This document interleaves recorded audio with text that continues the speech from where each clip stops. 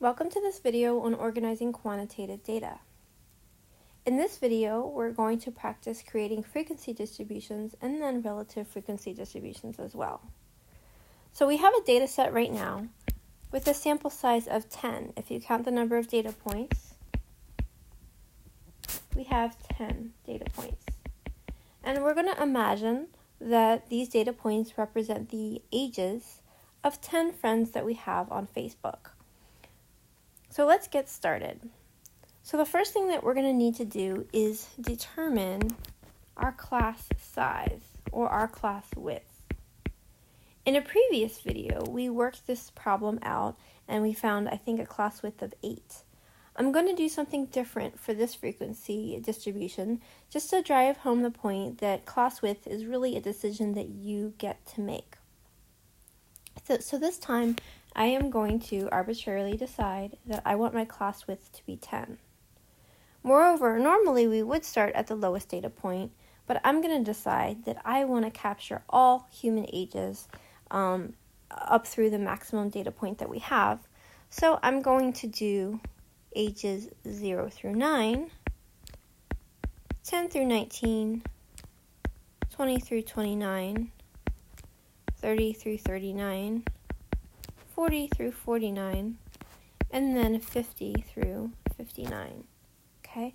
And again, I get to determine how big I want my classes, so that's what I chose.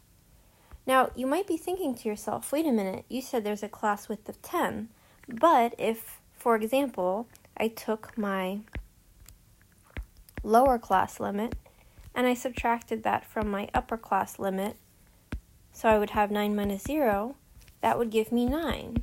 That doesn't give us a class width of 10. Well, if that's what you're thinking, we need to remember that the class width is the difference between two consecutive lower class limits or two consecutive upper class limits. So I don't find my class width by subtracting, for example, 9 minus 0 or 19 minus 10. I find my class width by subtracting consecutive upper class limits, such as 19 minus 9, or subtracting consecutive lower class limits. And you can pick any two that you want that are right next to each other. So, for example, if I had 30 minus 20, that would also give me 10. All right, let's get started. So, as you can see in my data set, I have one data point that's between 0 and 9. I have 1, 2, 3, 4 data points between 10 and 19. I have 1, 2, 3 data points between 20 and 29. I don't have any from 30 to 39.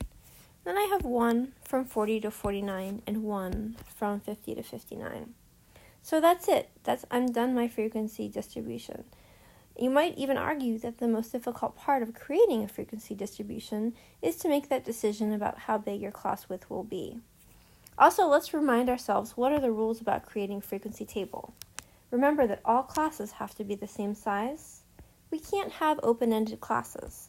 That means, for example, that this last class, I can't say that it would just be people 50 and above.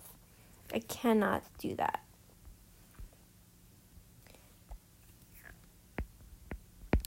And then our last rule is that our classes cannot overlap. So, for example, I couldn't have a class that went from 0 to 9, and then another class that went from, 9 to 19 or something. We can't do that. So the next thing that we need to learn about, and that is new information, is to learn about relative frequency. Relative frequency is important because it answers the question, is this value small or large? And you really don't know until you have something to compare it to. So, for example, if I took the frequency count 4 and I said to you, okay, well, is that a lot or is it a little? Is it small or is it large? You really don't know until I tell you how many data points I collected in total. And that's what the relative frequency does for us. So let's go ahead and fill in our classes again over here in the second table. And while I'm doing this, I'll just remind you, you can always fast forward or rewind this video. You can pause it. But I would really strongly suggest taking notes so that you have something to go back to when you're trying to work problems. Okay, so notice in our relative frequency, we have three parts. We have fraction, decimal, and percent. If it's been a long time since you've worked with these sorts of numbers, you might want to go back and review how fractions, decimals, and percents work. So let's get started. In our first age group 0 to 9, we have 1 out of, remember, a total sample size of 10. If I added up all these numbers, they would add up to 10. So this is 1/10. I can continue this pattern. We'd have 4/10, 3/10, 0/10, 1/10, and 1/10. Now you might argue that 4/10 could then be reduced to 2/5. And that is true. That is a valid mathematical principle. Generally speaking, since the denominator here, that 10, represents my sample size, I like to leave things that are unreduced because that's really telling me the top number is my frequency and my bottom number, or my denominator, is my sample size. So I prefer to leave fractions unreduced in this case, unlike all of algebra where you're always made to reduce fractions. Again, it's a personal choice. I'll leave it up to you in statistics or in Math 082 for chapters 5 and 6. If you have a calculator, you can literally type in 1 divided by 10, and your calculator will say 0.1 or 0.10. Okay, so we can go ahead and do that and fill this in. 0.1, 0.1. If you don't remember how to convert a decimal to a percent, it's quite simple. You literally just multiply by 100%. So if you have 0.1 on your calculator and you multiply that by 100, that should give you 10. So if you want, you can take a minute, pause this video, and try it. So this is going to give us 10%, 40%, 30%, 0%, 10%, and 10%. And that's it. That is our relative frequency distribution.